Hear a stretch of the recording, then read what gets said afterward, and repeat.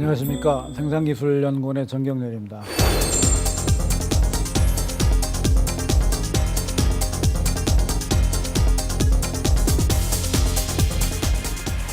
오늘은 여러 가지 가능성이 크다고 보는 일상생활에서의 건강관리, 생활습관 개선 또는 웰니스 산업이라고 이야기하는 새로운 산업에 대해서 좀 말씀드리기로 하겠습니다.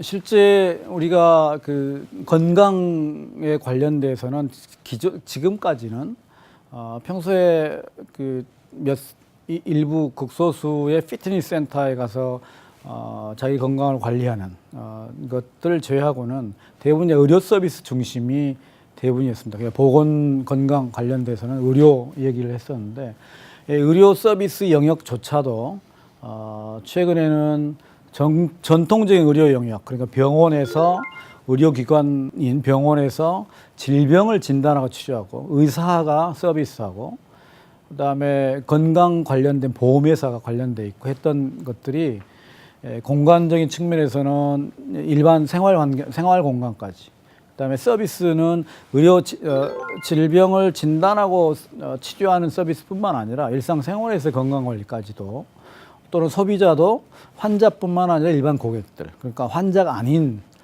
지금까지 쭉 말씀드려왔던 일상생활에서의 건강관리까지도 영역을 확대해서 의미를 이제 두고 있습니다. 그래서 시간적인 측면에서도 과거에는 어떤 일과 시간 중심이었다면 24시간 환자 내지는 일반 사람들에게 모니터도 하고 건강에 관련된 관심을 가져주는 이런 식으로 확대가 돼서 결국은 이런 확대된 의미를 보면 환자가 아닌 일상생활에서, 그 다음에 의사가 아니어도 이런 건강 관련 서비스를 할 수 있는, 극단적인 예를 들면 피트니스 센터가 건강에 관련된 여러 가지의 서비스를 해주는데 그것도 어떻게 보면 건강 관련된 서비스지 않습니까? 그런 측면에서 의사가 아닌 서비스 어떤 기관들, 그리고 24시간 할 수 있는 부분들까지 이렇게 포함하면 이걸 이제 일상생활에서 일반 고객들, 일반 사람들에게, 환자가 아닌 일반 사람들에게 서비스하는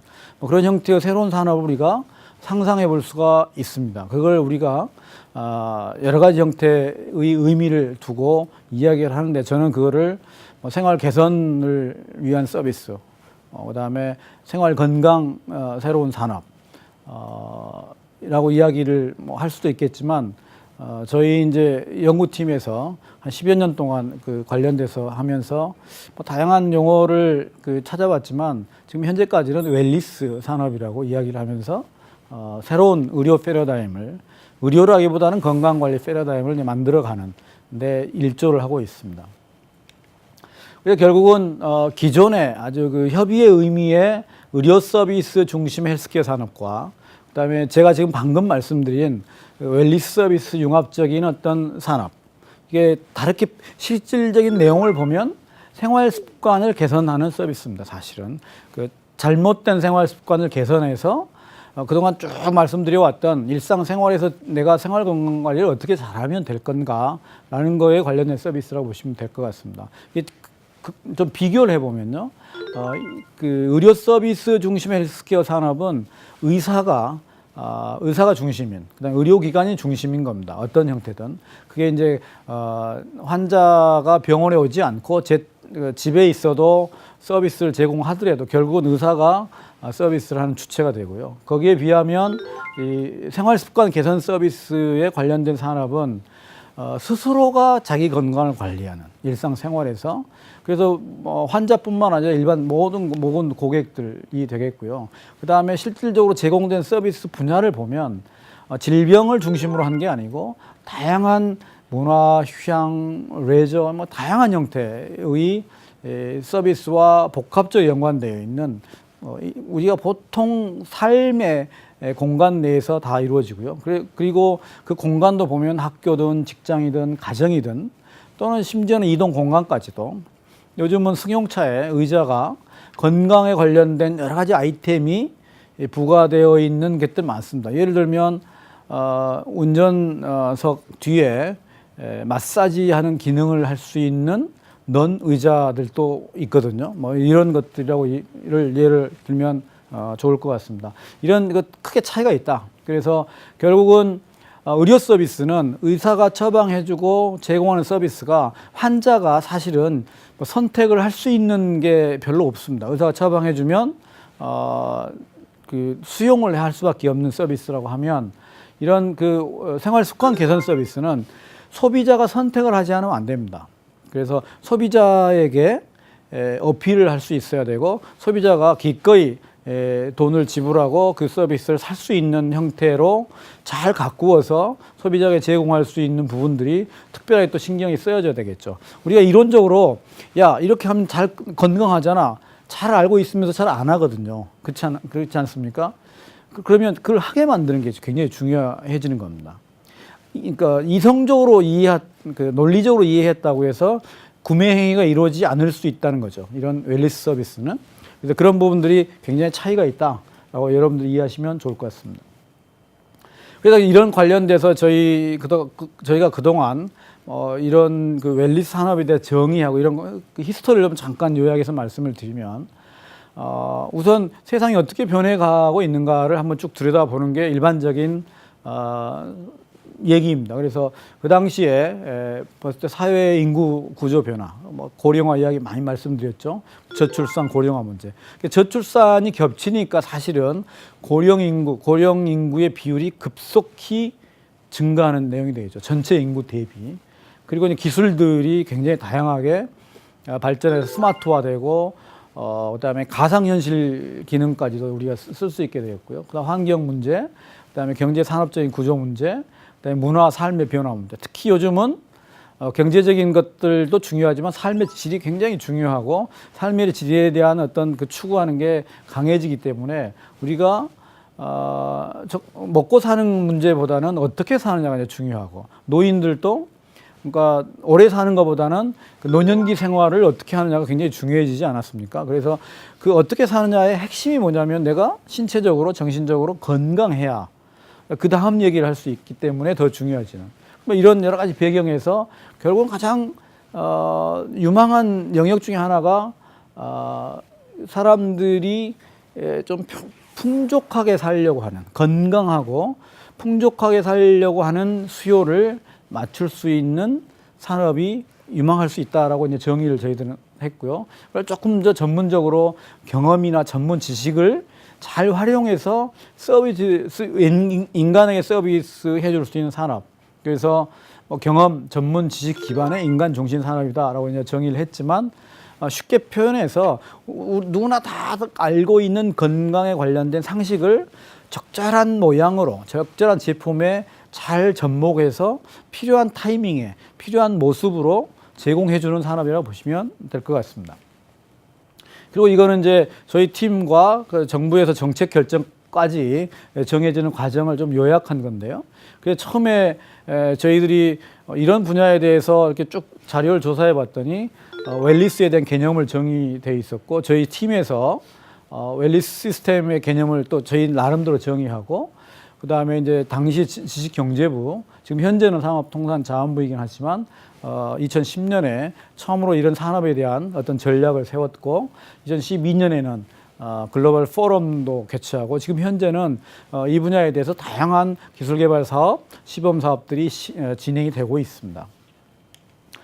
초기에 저희 팀에서 스타트했던, 그러니까 시작했던 기본적인 컨셉은 이렇습니다. 일반 사람들이 가장 간단하면서 건강하게 살 수 있는 게 뭐냐? 5가지를 잘 하면 된다. 그 중에 하나가 운동, 두 번째가 마음, 스트레스 관리하는 문제죠.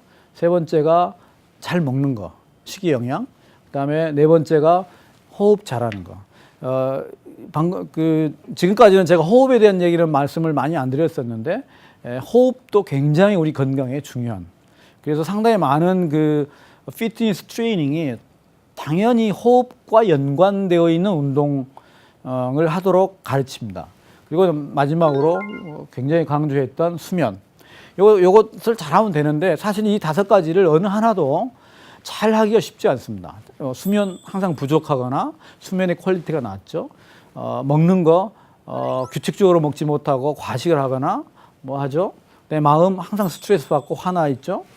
그다음에 운동하는 거 바르지 않는 자세 또는 어쩔 수 없이 오래 의자에 앉아 있어야 되고 운동할 수 있는 시간이 충분치 않고 뭐 이런 것들을 이제 우리가 여러 가지 그 기술적인 수단을 통해서 잘 극복을 해보자라는 게 이제 그 수단이고요. 목적은 또 전체 정의해 놓은 거 보면 신체적인 건강뿐만 아니라 감성적인 거, 심지어는 사회적인 것까지도 우리가 기분이 좋아야, 그러니까 이웃 간에 친밀해야 굉장히 그 건전한 또는 기분 좋은 삶이잖아요. 내가 아무리 건강하고 그 돈이 많고 뭐 이렇게 힘이 세도 이웃과 계속 불화가 있으면 건전하거나 그 즐거운 삶이 아니잖아요. 그래서 사회적인 측면까지도 영역을 놓고 웰리스를 정의하고 있습니다. 이게 보시면 이모셔널한 부분, 피지컬한 부분, 인텔렉츄얼한 부분, 어페이셔널한, 내가 적절하게 일을 할 수 있는 게 굉장히 기분이 좋은 거죠. 그리고 이제 사회적인 거, 그다음에 그 여러 가지 기분에 관련된 영역까지도, 이 영역은 6가지 영역을 여기서는 사례로 들었지만 여러 가지 다른 영역까지 포함해서 설명하는 경우도 많이 있습니다. 다음은 여기서 이제 제가 말씀드리고 싶은 거는 신체적인 건강만이 중요한 게 아니고 이런 다양한 면의 어떤 건전한 삶의 영역이 있다. 저희 팀에서는 3가지 영역을 나누는데, 하나는 내 스스로, 두 번째는 내가 속해 있는 주변 환경, 세 번째는 내 스스로 일상생활이 아닌 스포츠나 레저 활동, 한 3가지로 나누어 가지고 웰리스 영역을 정의를 해 가지고요. 적극적인 건강 증진, 그다음에 예방 활동을 통해서 최적의 건강 상태를 유지하고 삶의 수준을, 높은 삶의 질을 추구하는 관련된 필요한 제품이나 서비스나 시스템들을 제공하는 산업이다라고 이제 정의를 하고요. 영역을 3가지로 나눴습니다. 하나는 스스로 하는 건강 관리 분야, 두 번째는 생활 환경 관리 분야. 생활 환경이라 하면 내가 속해 있는 공간, 뭐 의자, 웨어류까지 포함해서요. 의자 또는 속해 있는 공간을 의미한다고 아시면 될 것 같습니다. 그 다음에 마지막으로 여가 활동 관리 분야. 그래서 이게 3가지 영역으로 나누어서 그 내용을 이제 세세하게 보면 스스로 그 피트니스하고 뭐 이렇게 그 자기 건강 관리하는, 그래서 여러 가지 지금 현재 소개되어 있는 밴드 타입의 활동량의 센서들은 이 건강 관리 분야에 다 속한다고 보시면 좋을 것 같습니다. 그리고 두 번째는 이제 의류라든가 여러 가지 가구라든가 뭐 이런 측면에서 건강에 관련된 것들이 많죠. 뭐 아주 대표적으로 마사지 의자 그 기구 있죠. 뭐 그런 것들이라고 보시면 좋을 것 같고요. 그다음에 여가 활동 관리 분야는 지금 다양하게 하는, 내 건강을 위해서 또 스트레스 해소를 위해서 하는 여러 가지 활동들이 있을 수도 있고, 최근에는 특히 이제 뇌과학에 관련된 연구 성과를 일상생활에서 쉽게 적용할 수 있는 장비들이라든가 컨텐츠들이 굉장히 많이 소개되고 있거든요. 이런 영역을 말한다고 이제 보시면 될 것 같습니다.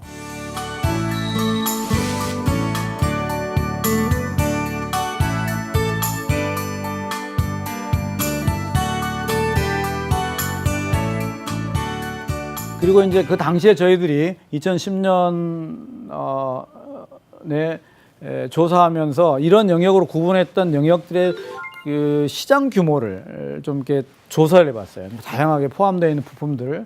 그랬더니 한 67조 정도 되더라, 이미. 근데 여기에 이제 IT 기술을 접목하고 새로운 부가가치를 제공할 수 있는 서비스를 만들어내면 이거보다 훨씬 더 큰 시장이 될 거다라고 저희들은 이제 희망적으로 예측을 했었습니다. 그런데 희망적이긴 하고 뭐 기대가 큰 분야이긴 하지만, 그렇다고 아무 일도 안 하고 노력을 하지 않아도 이런 시장이 만들어지고 서비스가 만들어질 거다라는 건 아닙니다. 그래서 아직까지도 특별하게 성공한 모델이 없는 걸 보면 우리가 고민할 게 많은데, 제가 그동안 쭉 느껴왔던 내용을 한 3-4가지로 정리해서 좀 말씀을 드리겠습니다. 우선 첫 번째는 건강하면 상당히 많은 분들이 기존의 의료 서비스하고 혼돈하신 분들이 많습니다. 그 의사들이 제공하는 서비스하고 비슷하게 주면 되는 거 아닌가? 아니면 건강을 하기 위해서 자기가 자기 관리를 왜 못하지? 다 알잖아. 운동 열심히 하면 되고 하루에 30분씩 운동하면 건강해지는 거 다 아는데 그거 뭐 아주 간단한 거 아니야? 이렇게 쉽게 생각하실 수 있는데 좀 특질이 좀 다르다는 겁니다. 하나는 그래서 저는 이걸 표로 좀 정리해 봤는데요. 제일 왼편 하단이 이제 질병을 진단하고 치료하는 영역입니다. 그리고 오른편 상단이 아주 그 극단적인 그 쾌감을 느낄 수 있는 그 감동, 말하자면 자기 만족을 위한 스포츠 활동의 영역입니다. 그래서 이 양쪽 영역은 사실은 굉장히 서로 아주 반대되는 영역이죠. 하나는 병에 걸려서 아무것도 못하고 의지해서 의료 기술에 의지해서 생명을 유지해야 된다고 되는 영역인가 하면 한편은 이 몸의 상태가 최적이어서 그 보통 사람들이 할 수 없는 능력을 가지고 그 자기 능력을 보여주는 영역이지 않습니까? 근데 보통 사람은 그 사이 영역이라고 보시면 돼요. 그러니까 아주 초능력적인 능력을 갖고 있는 것도 아니고 그렇다고 병이 걸려서 병원에 환자로서 누워 있는 것도 아닌 일상생활의 공간인데 의료 서비스는 이성적인 근거나 판단 기준을 가지고 굉장히 안전하게 유효성을 근거로 서비스를 해야 돼요. 그리고 그 대부분의 서비스는 말씀드렸듯이 서비스를 제공받는 수요자가 선택을 하는 게 아니고 공급자가 정해주면 서비스가 제공이 돼요. 그리고 기존의 그 서비스 전달 체계가 완벽하게 확립이 되어 있어요. 뭐 보험이라든가 여러 가지 문제로 여러 가지의 제도적인 어떤 정비가 되어 있어서 그렇지만 제가 말씀드린 일상생활의 건강관리 서비스는 아직은 그런 식으로 의료 서비스에 비해서는 완벽하게 구축이 되어 있지 않은 서비스입니다. 그래서 뭘 어떻게 서비스해야 될지, 그다음에 어떤 경로나 어떤 사람들이 참여해서 서비스를 할 수 있을지, 소비자들은 과연 그 서비스를 살지, 그건 아직도 그 불확실성이 굉장히 많은 거죠. 그렇지만 그 시장의 규모는 굉장히 커질 수 있다라는 가능성. 그렇지만 특질적으로 보면 그 소비자 그 서비스를 선택할 때는 이성적인 것보다 이성적으로는 다 이해하는데도 서비스를 선택하지 않거든요. 그렇다면 무슨 얘기냐면 감성적인 접근을 할 필요가 있다. 그다음에 그 사람이 꼭 필요할 때 서비스를 어떻게 제공할지, 서비스를 제공하는 모양들도 굉장히 중요한 시장을 만드는 형태가 될 거다. 그래서 본능이나 무의식을 좀 자극을 할 수 있어야 되고, 무의식적으로 자기가 모르는 부분을 인지해주는 뭐 기능이라든가 뭐 여러 가지 내용들이 고민이 돼야 되고, 이제 그런 부분들에 대한 어떤 해결책이 나와야 시장이 형성이 되고 어떤 산업적인 어떤 요건을 충족할 수 있을 거다라는 부분을 좀 강조하고 싶고요. 그래서 신체 건강 관련된 서비스의 내용의 특성을 충분히 이해해야 된다는 게 굉장히 중요합니다. 특성 이해 없이 기존의 의료 서비스처럼 접근해서는 서비스 시장을 만들어내는 게 한계가 있을 거다라는 걸 말씀을 드리고요. 두 번째는 기존에 이렇게 불확실하고 아직은 잘 인지가 잘 안 돼 있는 서비스이기 때문에 그걸 만들어내는 시간이 많이 걸릴 수밖에 없어요. 그리고 이런 서비스 하기 위해서 그동안 근거를 확보한 부분이 상대적으로 취약합니다. 상대적으로 의료 서비스에 비해서. 그래서 의료 서비스는 이미 엄청난 그 데이터가 축적이 되어 있고 이미 잘 구축된 서비스 체계가 있기 때문에 이 둘 사이에 서로 시너지 효과를 얻을 수 있는 협력 방안이 있으면 훨씬 더 빠른 시간 내에 이러한 시장을 만들어내고 새로운 어떤 시장을 만들어내는 그런 기회를 앞당길 수 있을 거다. 그래서 조기에 정착을 시킬 수 있다는 것을 좀 말씀을 드리고 싶습니다. 그 다음에 세 번째는 결국은 요즘은 어떤 단위 기업의 경쟁력이 중요한 게 아니고 그 기업들이 모여서 제공되는 제품, 제공되는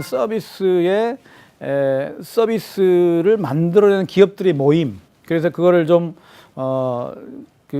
어려운 말로 기업 생태계라고 하는데 그 기업 생태계, 기업들이 모여 있는, 예를 들면 그 아이폰의 앱 시장이라고 보시면 됩니다. 애플은 아이폰을 팔지만 그 안에 소프트웨어를 개발한 앱 개발자들, 앱에 어떤 정보를 제공하는 사람들, 아이튠이라면 음악 음원을 하는 작곡자들 그런 걸 서비스 받는 측면에 여러 가지 그런 사람들이 같이 모여서 시장을 만들잖아요. 이제 그런 만드는 그 전체를 다 같이 봐야 된다.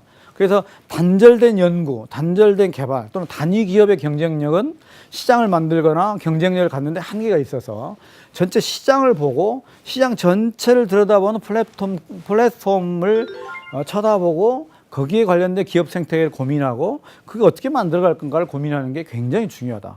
그래서 기술 패러다임이 과거에는 어떤 특정한 기술만 특정한 기관이 특정한 기업에서였다면 이제는 어떤 특정한 기술만 가지고도 한계가 있고 그 융복합이 필요하고요. 어떤 어느 단위 기업에서 경쟁력을 다 가질 수 없기 때문에 기업 간의 어떤 서로 협력이 필요하고 이런 패러다임 변화가 필요하다. 특히 더 중요한 거는 소비자가 뭘 원하는지를 읽어내는 부분도 굉장히 중요하다는 것을 다시 한번 좀 말씀을 드리겠습니다. 마지막으로 그러려면 어떤 것들이 다 모여야 되느냐. 마지막으로 정리된 그림입니다. 하나는 용품을 만드는 회사도 있을 수 있고요.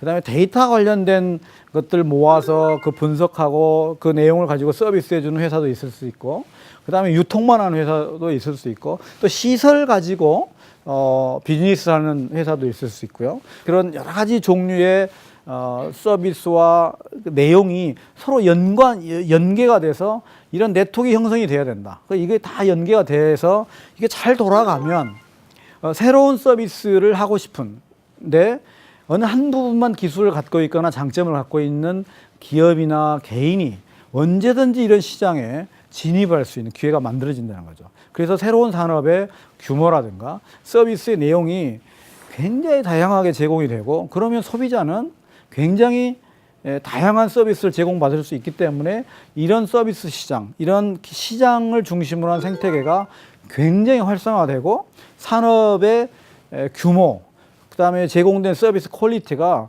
우리가 상상할 수 없을 정도로 높아질 수 있는 그런 장이 만들어질 수 있다.